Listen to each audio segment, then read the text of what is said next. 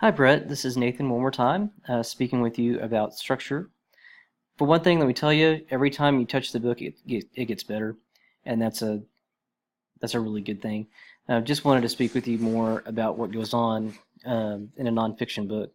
Um, I really advise you and encourage you to let go of the idea that you're going to insult anybody's intelligence. You're not going to insult anyone's intelligence.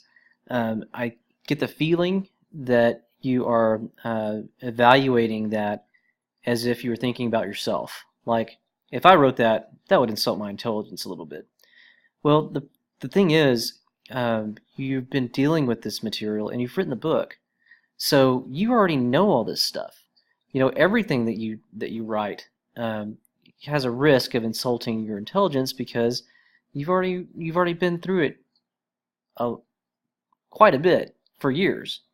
So one piece of advice that one of my professors gave me a long time ago, and I gave it to you already, is don't assume what's obvious to you is obvious to your reader, especially in our case, where the reader has no specialized knowledge of Anglo-Saxon poetry and they don't have any knowledge of your method.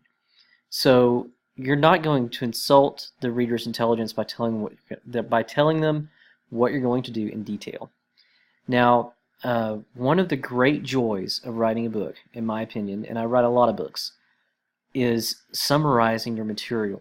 You know, you need to find a way in this introduction to tell the reader what you're going to do without repeating yourself later. Now, that's a challenge. And the way that I think about it when I'm writing my introductions is I think about how would I tell a close friend of mine who has no interest in the book at all, how would I tell them what I'm doing in the book? And then you have to also, so this is not helpful here, even though you said, Nathan, this is just part of what I'm doing. The problem is you don't have a summary of part one up here, or part two, or part three. This is your summary.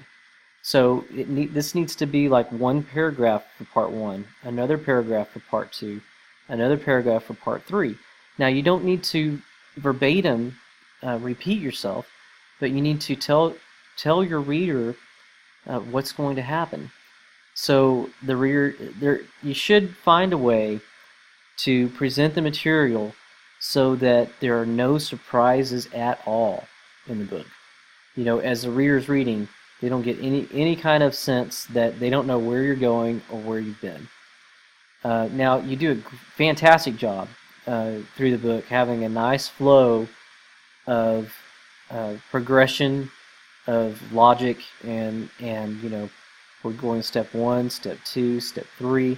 You know, everything makes sense based on where you've been, and it makes sense where you're going, but the reader doesn't have an idea of the overall map of your thinking. So you really need to tell the reader that. It's extremely difficult to figure out, and you need to be kind to your reader. So that's two pieces of advice from my professors. One of them is don't assume what's obvious to another person. I mean, what's obvious to you is obvious to somebody else. And the second thing is to be kind to your reader. And I can't think of a nonfiction book that, you know, if you have a part two, you cannot start it off without content between the part two and the Beowulf prologue, even though you still have you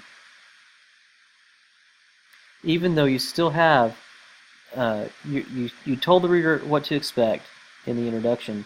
Now you need to have content between this part one and this Beowulf prologue, because you have to tell the reader what you're going to do throughout the entire part two. You know, and I know that's kind of repetitive, but just imagine you're telling it to another friend. You know, you told one friend all about the book in the how to read the book, and then in part two, in all the parts, you know, you have part two. You need to tell the reader, summarize everything you're doing in part two. So up here in the how to read the book, what you would just say is generally what's happening in part two in this paragraph, like one paragraph on part two here, and then you have 2 or 3 paragraphs on part 2 here, and I would say 1 paragraph on each subsection.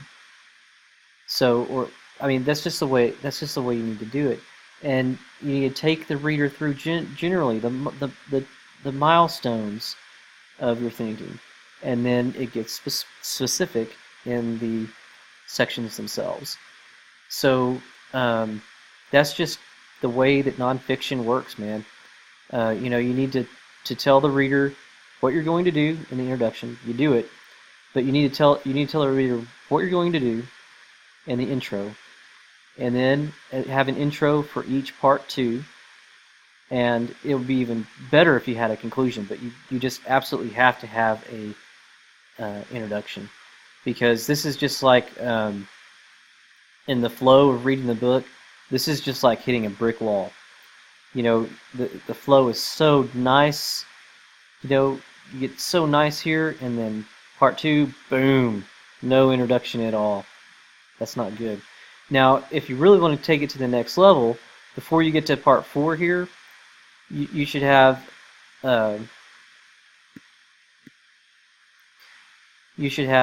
one thing, you should have content here, but at the end here, you should have a conclusion statement, that sums up everything that's been in part 3, and introduce to the reader briefly what's going to happen in part 4.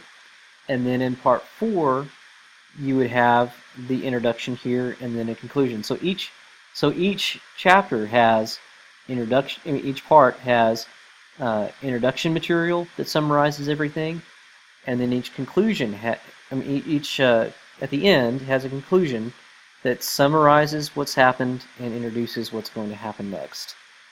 So it's I know that you like the idea that words speak for themselves, but the problem is your reader doesn't have any of the experience that you have. You're not going to insult their intelligence, man. And this should be a real joy of writing, because you get to think through your thinking again and make it absolutely crystal clear to your reader, and your reader will get more pleasure out of it because they'll know what you're doing. So anyway, let me know if you have questions.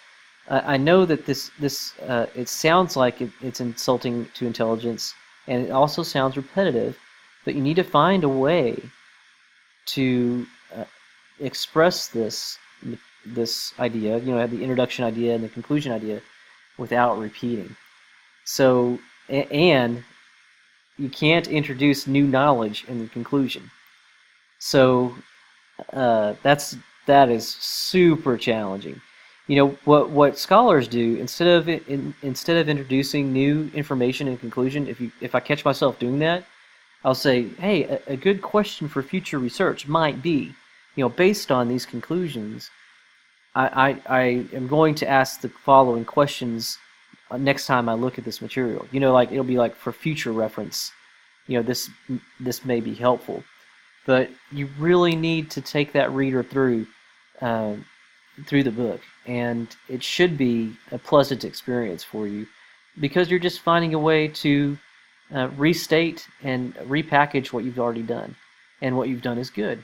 So let me know if you have questions. Thanks, Brett.